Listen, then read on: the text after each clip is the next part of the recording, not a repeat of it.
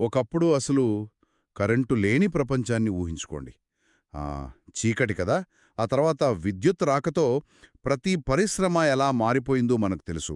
ఈరోజు మన ముందున్న సోర్సెస్ ఆధారంగా చేస్తున్న ఈ డీప్ డైవ్ విశ్లేషణలో మ్, ఆర్టిఫిషియల్ ఇంటెలిజెన్స్ లేదా ఏఐ అనేది సరిగ్గా అలాంటి విప్లవాన్నే సృష్టిస్తోందని అర్థమవుతోంది. ఏఐ అనేది ఇకపై లేదో సినిమాల్లో చూసే సైన్స్ ఫిక్షన్ కాదు. వ్యవసాయం నుండి బ్యాంకింగ్ వరకు ప్రతి రంగాన్ని నడిపించే ఒక కరెంటు లాంటిది. ఎగ్జాక్ట్లీ. మన ముందున్న డేటా కూడా ఖచ్చితంగా ఇదే విషయాన్ని స్పష్టం చేస్తోంది. ముఖ్యంగా మన దేశం గురించి మాట్లాడితే హ్మ్, భారతదేశానికున్న అతిపెద్ద బలం యువత, అలాగే బలమైన ఐటీ రంగం. దీనికి తోడు వేగంగా పెరుగుతున్న స్టార్టప్ ఎకోసిస్టమ్. అవును, చాలా వేగంగా పెరుగుతోంది. అంటే ఉదాహరణకు మనం హెల్త్ కేర్ ఆర్టికల్స్ చూస్తే ఏఐ కేవలం క్యాన్సర్ను గుర్తించదు, వేలాది పాత స్కానింగ్ రిపోర్ట్లను విశ్లేషించి మనుషుల కంటికి అస్సలు కనిపించని అతి చిన్న ప్యాటర్న్స్ను కూడా పసిగడుతుంది. ఓ, అంటే డాక్టర్లు కూడా దొరకనేవన్నమాట.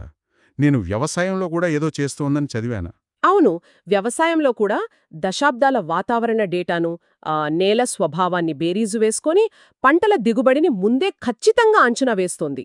ఇదంతా వినడానికి బానే ఉంది, కానీ ఈ రిపోర్ట్స్ చదువుతున్నప్పుడు ఒక స్పష్టమైన భయం కూడా అందరిలో కనిపిస్తోంది కదా.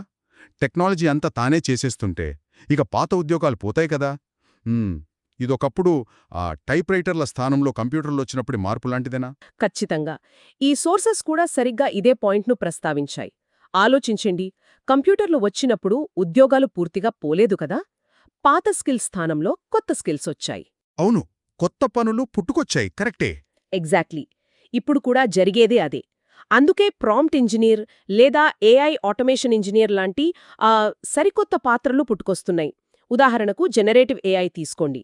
ఇది కేవలం ఉన్న డేటాను విశ్లేషించడమే కాకుండా ప్యాటర్న్స్ ఆధారంగా కొత్త టెక్స్ట్ లేదా చిత్రాలను తనంతట తానే సృష్టించగలదు.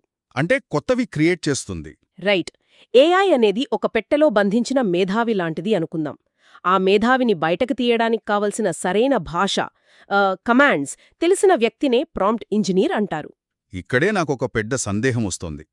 జనరేటివ్ ఏఐ దానంతట తానే కోడింగ్ రాసుకుంటున్నప్పుడు మన సోర్సెస్లో మాత్రం ముందుగా పైథాన్ లేక మెషీన్ లెర్నింగ్ లాంటి బేసిక్ కోడింగ్ నేర్చుకోవాలని ఎందుకు చెప్తున్నారు? అంటే యంత్రమంతా రాసేటప్పుడు మనం మళ్ళీ మొదటికొచ్చి ఏబీసీడీలు నేర్చుకోవటం ఎందుకు? చాలా మంచి ప్రశ్న. ఎందుకంటే ఏఐ కూడా తప్పులు చేస్తోంది. కొన్నిసార్లు అసలు లేనివి ఉన్నట్లుగా భ్రమిస్తుంది కూడా. దీన్నే హెలూసినేషన్ అంటారు. ఓ, అలాగా. అవును. దాన్ని సరిదిద్దాలన్నా, ఏఐ చుట్టూ ఒక పెద్ద సిస్టమ్ని నిర్మించాలన్నా దాని పునాది ఎలా పనిచేస్తుందో మనకు తెలియాలి కదా. మెషీన్ లెర్నింగ్ అంటేనే యంత్రం ఎలా నేర్చుకుంటుందో అర్థం చేసుకోవడం. ఆ ఫౌండేషన్ ఉంటేనే ఏఐ ఇచ్చే అవుట్పుట్ను మనం కంట్రోల్ చేయగలం. ఇక్కడే కేవలం థియరీ చదివితే సరిపోదు, ప్రాక్టికల్ నాలెడ్జ్ అవసరమని మన రీసెర్చ్ చెప్తోంది. అర్థమైంది.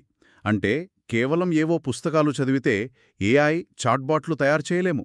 మరి ఇండస్ట్రీకి కావాల్సిన ఆ ప్రాక్టికల్ అనుభవం ఎలా వస్తుంది? ఈ గ్యాప్ను ఎలా పూరిస్తున్నారు అనే దానిపై మన సోర్సెస్లో నరేష్ ఐటీకి సంబంధించిన ఒక కేస్ స్టడీ కనిపిస్తుంది, నేను చూశాను. అవును. ఆ కేస్ స్టడీని లోతుగా గమనిస్తే థియరీకి, ఇండస్ట్రీకి మధ్య ఉన్న గ్యాప్ను వాళ్ళు ఎలా తగ్గిస్తున్నారో స్పష్టంగా అర్థమవుతుంది. వాళ్ళు కేవలం పాఠాలు చెప్పి వదిలేయకుండా రియల్ టైం ప్రాజెక్ట్స్ చేయిస్తున్నారు. రియల్ టైం ప్రాజెక్ట్స్ అంటే ఆఫీసులో కూర్చుంటే ఎలాంటి డేటా సెట్స్ ఇస్తారు, ఎలాంటి సమస్యలు వస్తాయి అనే దృశ్యాలతో కూడిన శిక్షణ ఇస్తారు. ఏఐ లాంటి రంగంలో కేవలం కోడ్ రాయడం కాదు, అది ఫెయిల్ అయినప్పుడు దాన్ని ఎలా ట్రబుల్ షూట్ చేయాలో నేర్చుకోవడం చాలా ముఖ్యం. అవును, ఎర్రర్స్ వస్తాయి కదా. కరెక్ట్. దానికి వాళ్ళు 24/7 సపోర్ట్, అలాగే ఎక్స్పర్ట్ ట్రైనర్ సహాయం అందిస్తున్నారు. నరేష్ ఐటీ లాంటి సంస్థలు ప్రాక్టికల్ అప్రోచ్తో సరిగా ఇదే చేస్తున్నాయి. నిజమే. ఈ ఆర్టికల్స్లో ఉన్న ఇంకో ఆసక్తికరమైన పాయింట్ ఏంటంటే, ఇందులో ఉన్న ఫ్లెక్సిబుల్ షెడ్యూల్స్ అలాగే ఈ లెర్నింగ్ మోడల్స్ చూస్తుంటే ఇది కేవలం కొత్తగా కెరియర్ ప్రారంభించే వారికే కాదు, తమ పాత స్కిల్స్ అవుట్డేటెడ్ అయిపోతాయేమో అని భయపడుతూ ఏ వైపు అప్గ్రేడ్ అవ్వాలనుకునే వారికి కూడా ఒక ప్రాక్టికల్ బ్రిడ్జ్లా కనిపిస్తోంది. ఎగ్జాక్ట్లీ. ఫైనల్గా మన సోర్సెస్ అన్నీ చెప్తున్న సారాంశం ఒక్కటే: ఏఐ రాక అనేది ఒక ముప్పు కాదు, దానికి అనుగుణంగా మారగలిగితే అదొక అద్భుత అవకాశం.